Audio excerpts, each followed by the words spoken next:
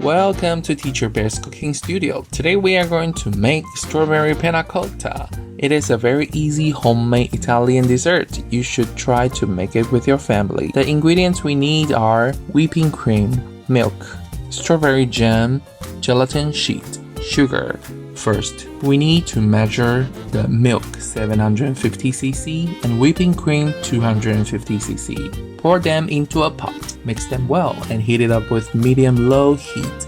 And do not boil the milk mixture. Second, put 6 sheets of gelatin in another pot, soaking in cold water and make it soft. Then you must make sure squeeze out all the water from the gelatin. Third, add 10 grams of sugar to the milk mixture and stir it well until sugar dissolved.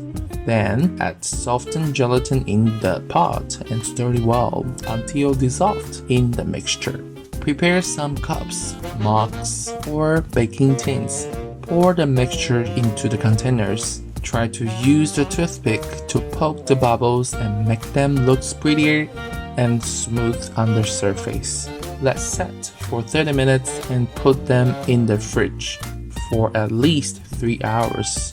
Add a spoonful of strawberry jam on top of the panna cotta. Ta-da!